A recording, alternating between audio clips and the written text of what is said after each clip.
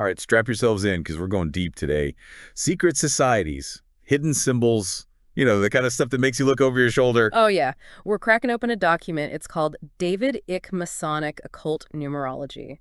Someone named Duke put this thing together, and it's all about, well, numerology and how it ties into Freemasons and all that occult stuff. Okay, so hold on. Back up for a sec. For those of us who aren't, numerology experts, what exactly is numerology? Basically, it's this idea that numbers have like symbolic meanings and that they can actually influence our lives, like finding patterns, connections through calculations and how you interpret them, kind of like a secret language, right? Hidden in plain sight. So it's like not just the numbers themselves, but what they could mean. Exactly. Different traditions, different cultures, they'll give like different meanings to different numbers. But this Duke guy, he's really into a few specific numbers, 3, 7, 11, and 13. Thinks they're super important, especially for Freemasons. I'm guessing 666 makes an appearance too, right?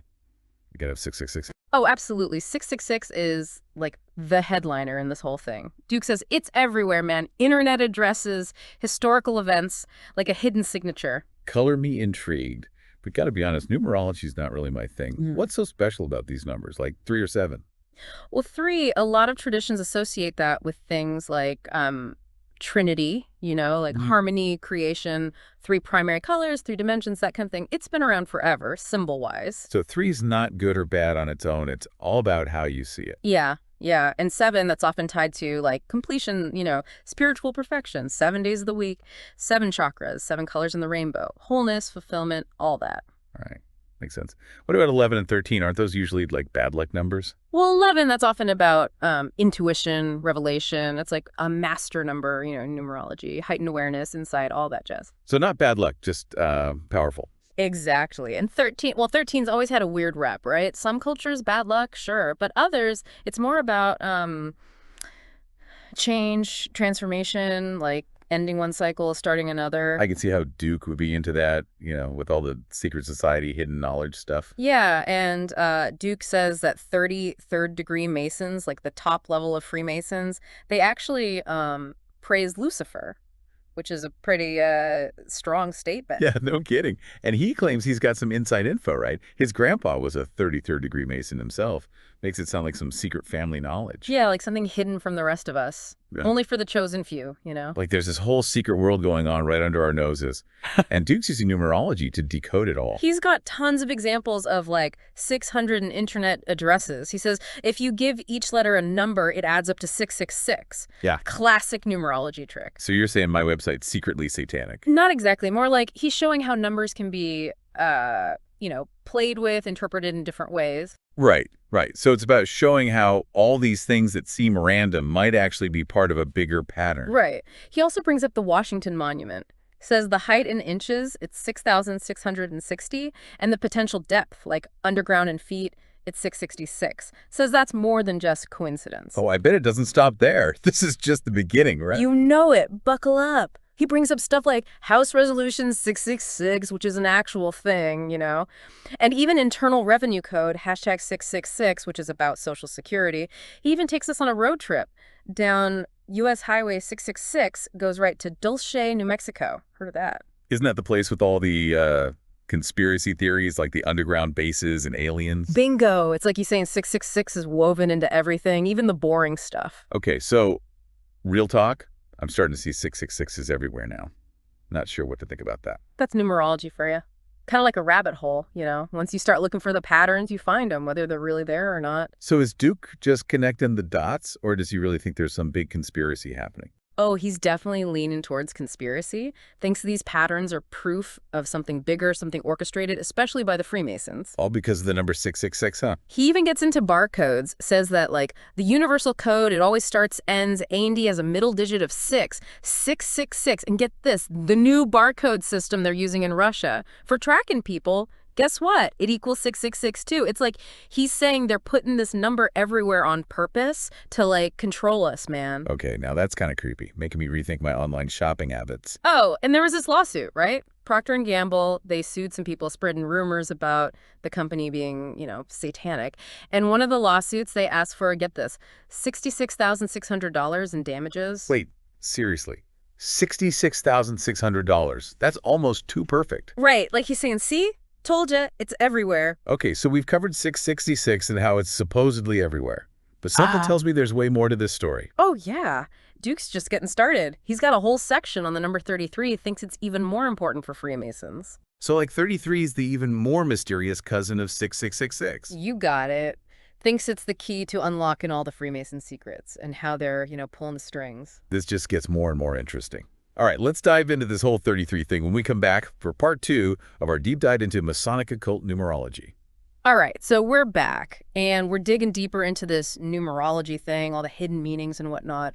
Still working with Duke's David Eck Masonic Occult Numerology. Okay, so we've barely scratched the surface of what Duke's saying about 666.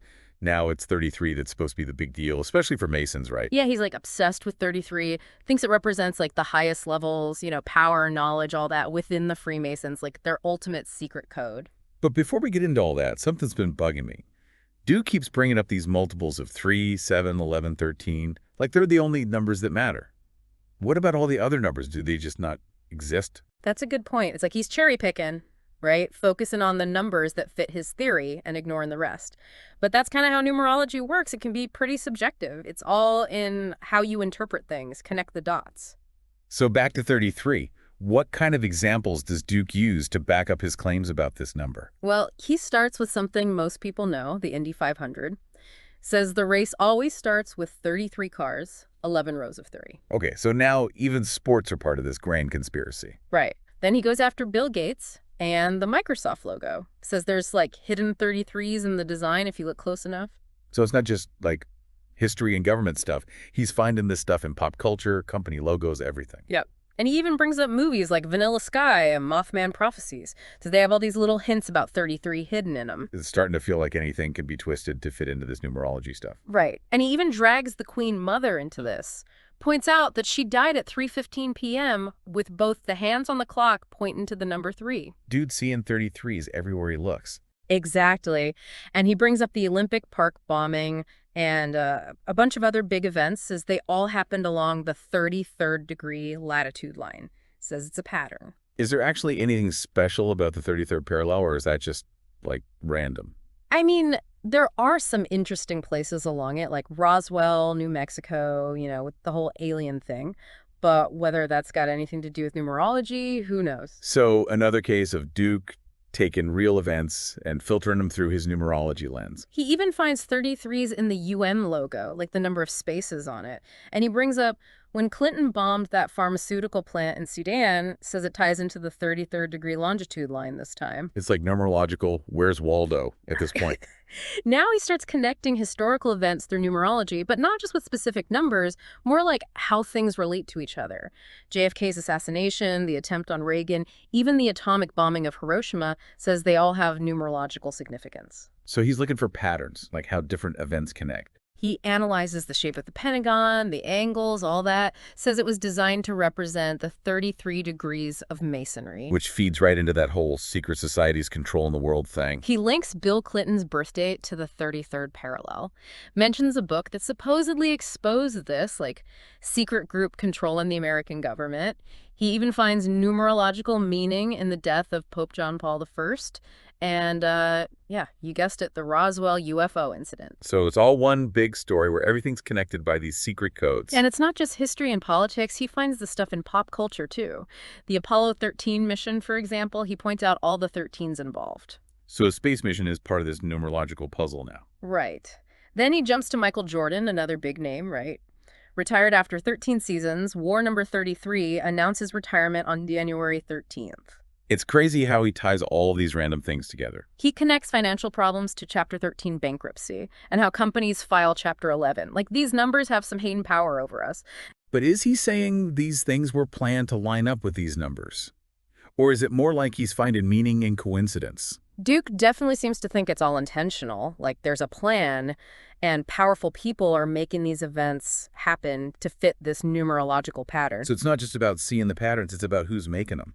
He mentions the movie 13 Ghosts, Talks about brands like Seagram's 7 and 7 Up, reminding us about those sevens. It's like he's saying, look around, these numbers are everywhere and check it to know how to see them. And he brings it back to the Great Seal of America, pointing out all the 13s. 13 steps on the pyramid, 13 feathers, 13 arrows, 13 stars, 13 leaves. He even ties it to John Lennon's assassin, whose parole hearing was on October 11th. Okay, lots of 13s and 33s. Any other numbers get a mention? He does touch on other numbers, but he's mostly fixated on those main ones, 3, 7, 11, 13, and their multiples. He points out the 2000 election was on 172,000, and when Hitler burned down the Reichstag, it was February 27th, 1933, which adds up to 11, and of course has that 33 in it. It's like he's made this numerology game where we're supposed to go find these patterns too. He even uses newer stuff, like the movie Ocean's 11, ties it to themes of deception, says it premiered on December 7th, 2001, and again on May 7th, 2002. And the CBS show, The Great Race, started with 11 pairs of racers. And those last 11 episodes of The X-Files, that got so much hype, like they're shouting these numbers at us from every screen. He even quotes the American Secretary of Education talking about a battle for the 11-year-old mind. Kind of creepy, right? This idea that there's some struggle for control even over kids that young. Yeah, a little creepy. And speaking of young minds, he brings up Harry Potter, how it starts when Harry's 11. There's 7 books, and they had 7 movies planned. Makes you wonder if J.K. Rowling was secretly into numerology, too. He really goes for those big connections. Brings up the Magnificent Seven, the movie Seven, about the 7 deadly sins, 7 years in Tibet.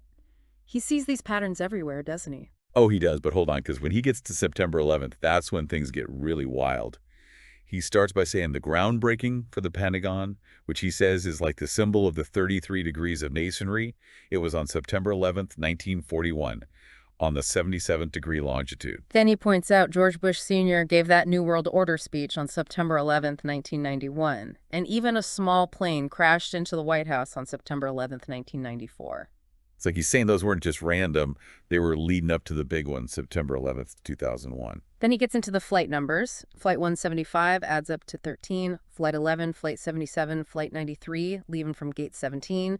He even questions the official story, says Flight 77 and 11 never hit their targets, and that they used a smaller plane for the Pentagon. Says the pilots of Flight 93 took back control, so they had to shoot it down to keep them quiet. He even goes through the phone calls from the passengers, says they're fake, points out all these supposed inconsistencies, like he's trying to debunk the whole thing, using numerology as his guide. It's definitely a different take on what happened, and it raises a lot of questions. Then he focuses on Bush declaring 11 days of national mourning and how they presented the Patriot Act 11 days after the attack. Says the Patriot Act was so long, it must have been written before 9/11, like they knew it was going to happen. He brings the Illuminati into it, talking about how they lit up the New York sky on March 11, 2002 for 33 days. And even that kid who died in the plane crash in Florida says they planted his body and flew the plane by remote control into a Bank of America building. That's some dark stuff. Then he ends with a poem about a king with an iron fist and a one-eyed man who'll expose the truth. Kind of powerful, right? Like hidden knowledge and this battle between good and evil. It's almost like he sees himself as that one-eyed man, the one who can see through all the lies, thinks numerology is the key to it all. And he wraps up with the call for self-sufficiency, freedom, peace, love, all that. Like those are the things at stake in this fight. Definitely a powerful end to that section. But Duke doesn't stop there. He goes on about company logos, secret societies, more historical stuff. But we'll have to save all that for the final part of our deep dive. Okay, so we're back, ready for the final part of Duke's numerological journey. We've gone through, like, history, pop culture, all connected by numbers. What else is there? Well, he goes after the Trilateral Commission now, that group that's always popping up in conspiracy theories, right? He points out tri in the name, connecting it to the number 3. So 3's back. Right. And then he ties that into the G7, those powerful countries. Says G is the 7th letter, so that makes 77, another multiple of 7. It's like numerological hopscotch. Yeah. Jumping between numbers and what they represent. Then he goes after stores, like K&G Clothing, that's 11 and 7 in his system. And Circle K, he turns it into Circle 11, because the K in their logo, it's circled in red. Hold on, is he connecting that to, like, Aleister Crowley and that quote about the red circle? The one they always say is about the occult. Yeah, he is. It's like he sees these everyday things as clues, proof of this big secret network controlling everything. And of course, he brings up the KKK, which becomes 11, 11, 11 if you're doing Duke's math. It's interesting how he uses these connections to, like, make these groups seem even worse, even if they're not that bad to begin with. Like Kmart. Seriously. Exactly. Then he goes back to history, says 13 congressmen have died in plane crashes over 30 years. Is he saying something fishy's going on, or is it just another one of his, like, patterns in random events? He doesn't say for sure, but he definitely makes it sound like maybe they weren't all accidents. He even mentioned some names. Mel Carnahan, the governor of Missouri, Ron Brown, who was Commerce Secretary, and those two senators, John Hines and John Tower. All died in plane crashes. There's this building in Chicago he keeps talking about.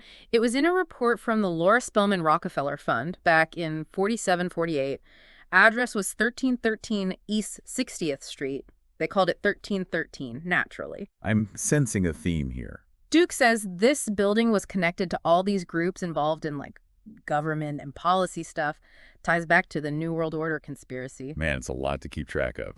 So many connections. Then he goes back to Harry Truman, our 33rd president, says he's the one who kicked off the whole nuclear age, points out how the Trinity test site was on the 33rd parallel, and the bombings of Hiroshima and Nagasaki and the Roswell thing, they all happened close to the 33rd parallel too. So it's like he's saying these secret societies are running things behind the scenes, causing all these major events to happen. He even brings up Phoenix, Arizona. It's right on the 33rd parallel. Connects it to, like, the phoenix, the mythical bird and the sun god and all this ancient pagan stuff. So he's tying modern stuff to old beliefs, like there's this secret knowledge that's been passed down for centuries. He spends a lot of time on the symbolism in Washington, D.C., how it's on the 77th longitude and 39th latitude. I'm guessing those numbers are important too.